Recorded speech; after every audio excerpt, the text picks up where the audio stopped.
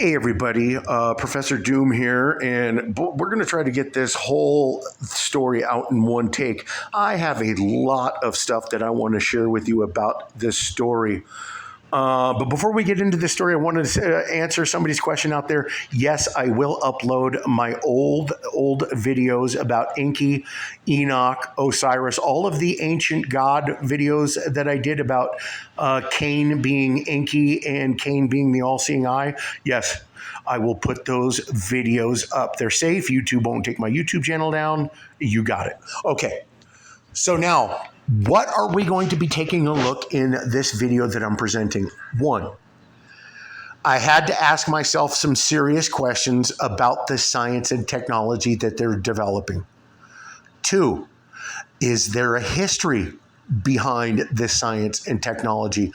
In ancient antiquity history.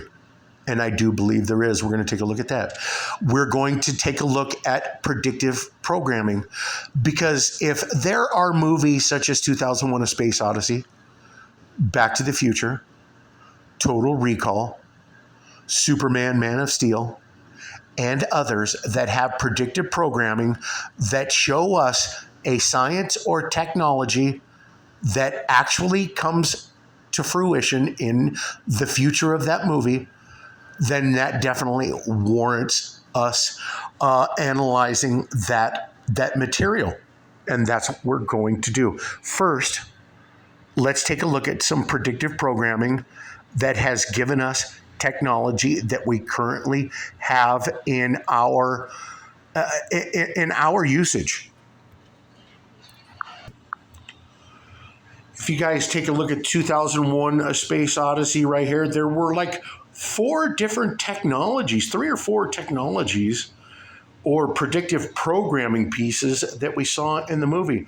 These two gentlemen right here are looking at tablets on the table, the first Apple iPads. And if you take a look here or not, and we'll get a closer look at that tablet right there. And you're going to see that there is Skype ready to place a video call. And the very first AI, or I do believe the very first AI to be ever displayed in a movie, was HAL. HAL was in 2001: A Space Odyssey. How about the self-driving car or cab, Johnny Cab, Total Recall? How about this right here? The virtual reality glasses, Back to the Future 2, 1986, I do believe it was, and there you had virtual reality. So I had to ask myself about this story. What are the implications? What are the ramifications? Why would you need such technology? And would this imply that if it were going to be used, would it imply that there is a fertility issue? Or what I mean by this is our human populace under fertility attack?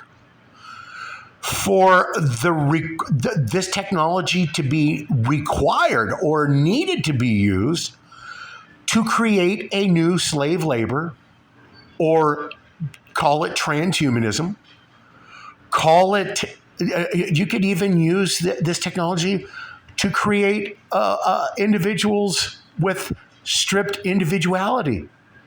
That's right. You can control them any way you want once you've created them. Hence the movie Soldier with Kurt Russell. Do you remember he was kept out of society? He was stripped of his individuality. They controlled him. Basically, he could hardly feel any pain. And that is why I am going to show you a disorder called SEPA. And I do believe it's going to play a part in this science, and I'm going to show you. We're going to take a look at also a couple of songs as well. because it's going to show us about Enki, that person or that god or that alien in antiquity who used this very same science to create slave labor for the alien gods. And it appears that this technology is going to be repeated to accomplish the very same thing all over again. Let's take a look at the story. According to the novel study published in March in the journal Nature, the team transformed male mice's skin cells into pluripotent stem cells, which have the potential to develop into various types of cells or tissues like a cellular shapeshifter. But the most important part is right here. Researchers then grew these cells and treated them with a drug that converted the male rodent stem cells into female cells, thereby producing functional egg cells from something that was originally a male rodent. So you're going to create life off the exact same individual, male and female, and the offspring is going to be from the same exact blood of his parents. Fertilizing those eggs and implanting this baby blueprint into female mice, meanwhile, resulted in the artificial conception of male mice. There. So, for this technology to need to be used, or this science, I had to ask myself, well, do we have a fertility issue?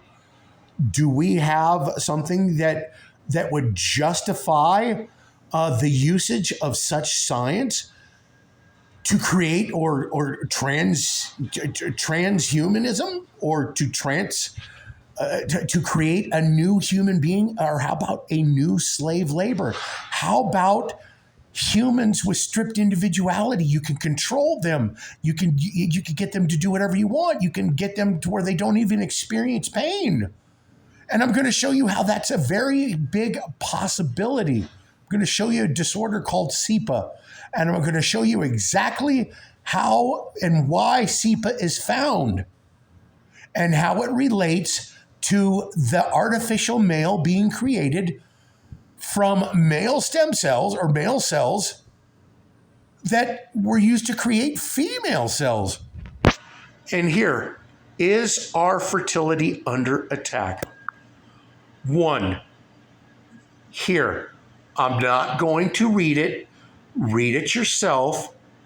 And there's a big indicator that one, there is an attack. And two,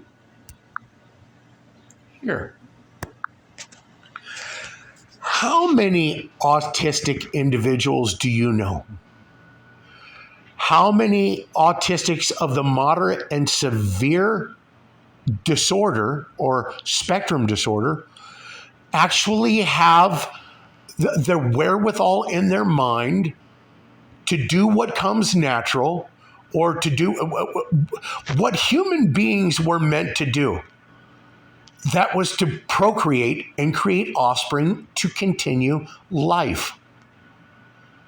1 in 36 individuals in the United States are born with some spectrum disorder of autism.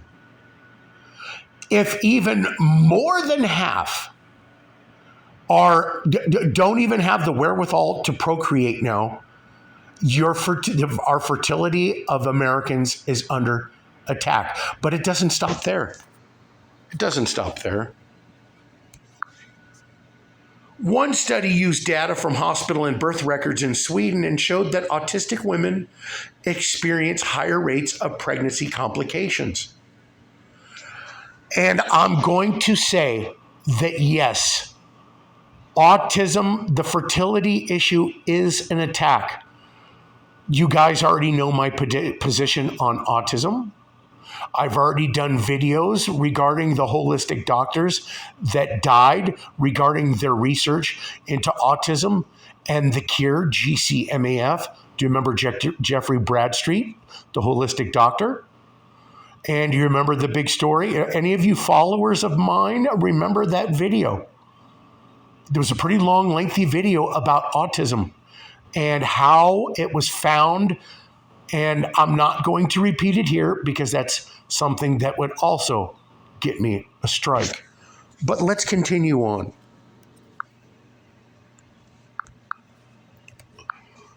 So what is CIPA or SIPA? And how does this disorder come about? And what are the symptoms? I don't even want to say the word symptoms because it's SIPA is the disorder where you do not experience or feel pain because of brain receptors not sending out signals that you're experiencing pain. You could get hypothermic because you don't know that you're freezing. You could cut yourself and bleed out because you don't even know you're cut. A 7-year-old girl, the child of consanguineous, can you guys read that word? I can't even pronounce it.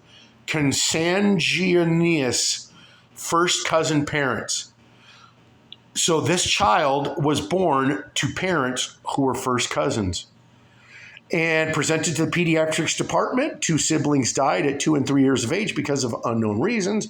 She had a history of several episodes of osteomyelitis and gangrene of the right and left foot, all because she couldn't experience pain. Okay, you're going to love this. A 13-year-old girl was referred to our department because of purulent discharge from a deep sore.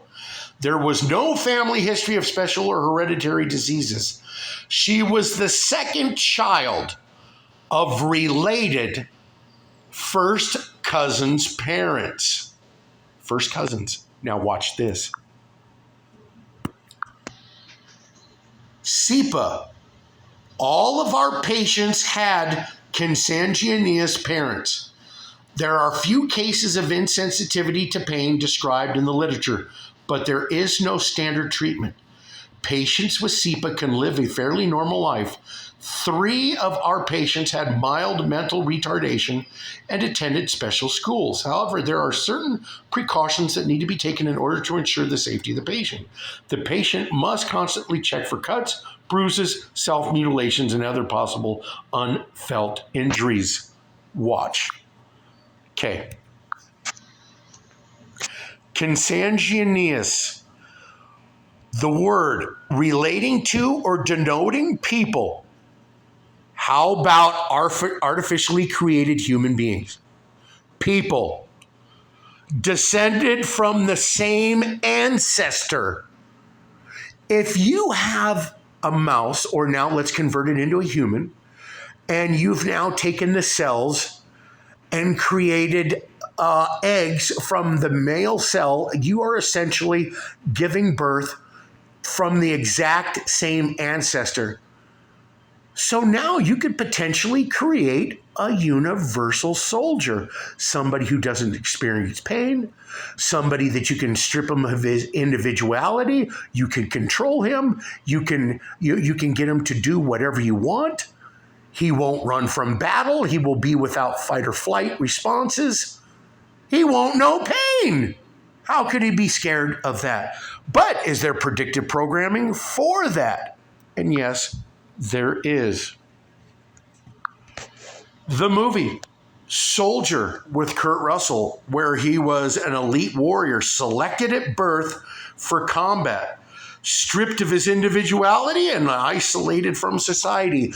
If you're going to be creating human beings artificially from cells, and really they have no parents except for the cell, the one cell that you created life because you've artificially created female eggs off a male cell, it's got the same exact ancestor.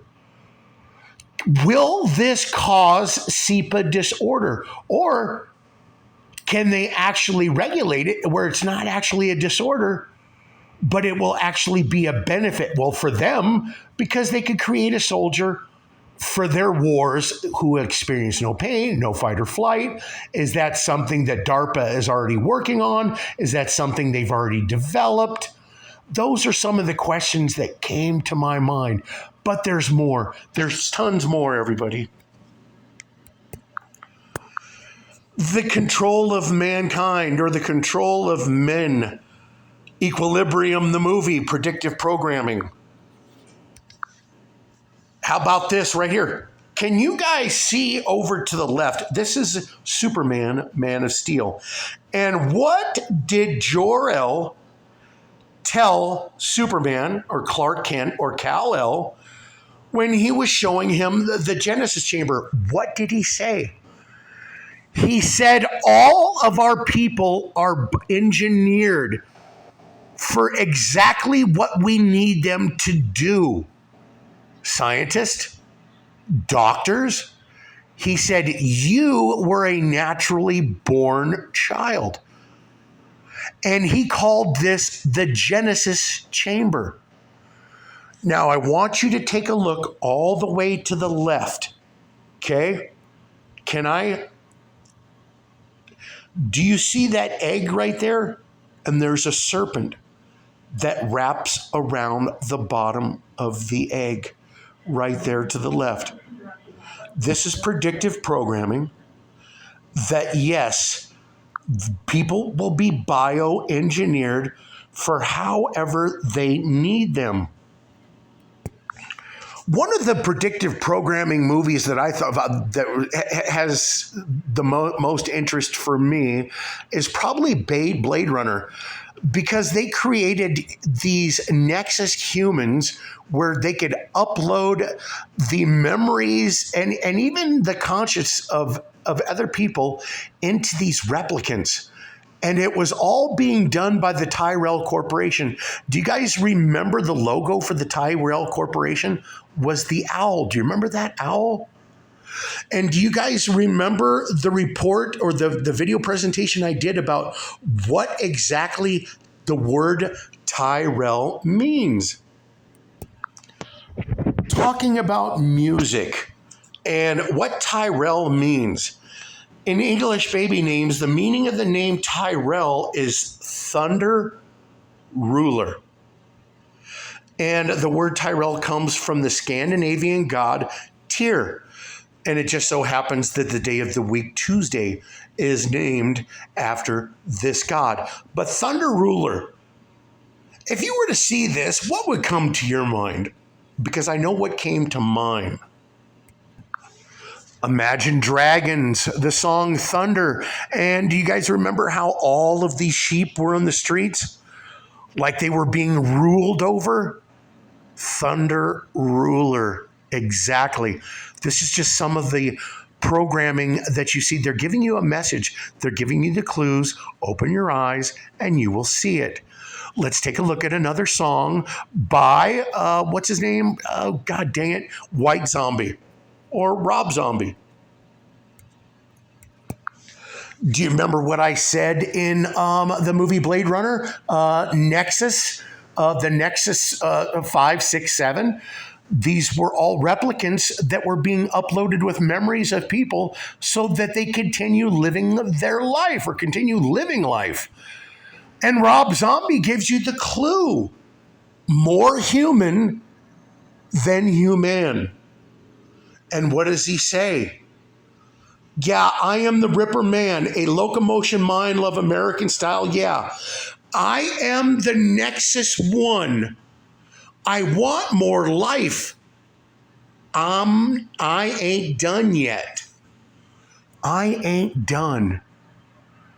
Can you imagine if he's talking about, well, you know what? I could upload my memories, my conscience into an artificial human being, something that was created out of a single cell. This could be transhumanism. Is that what we're talking about? But there's more.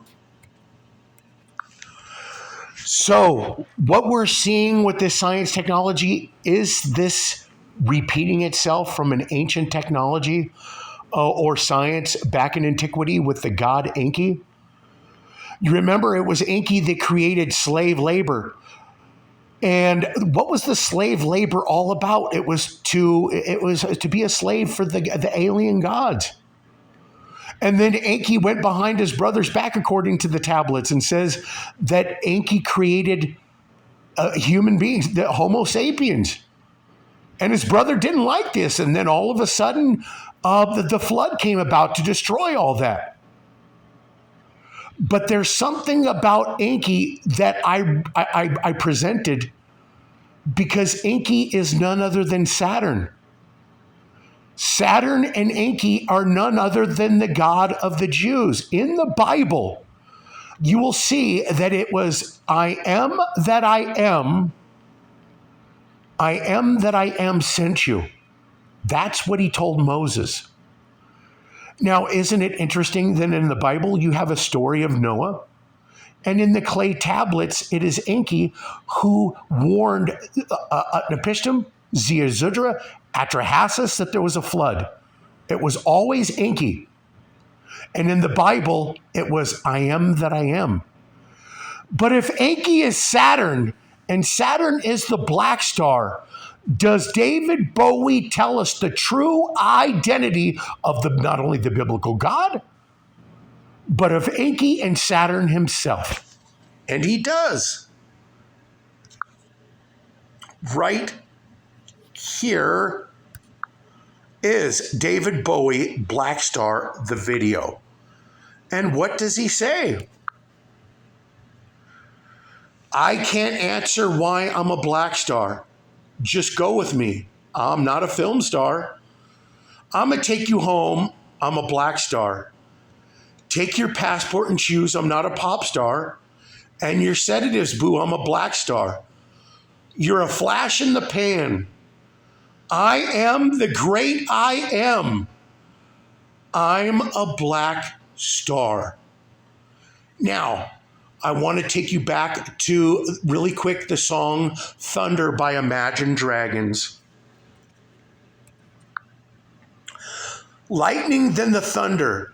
Thunder. Kids were laughing in the classes while I was scheming for the masses. Scheming.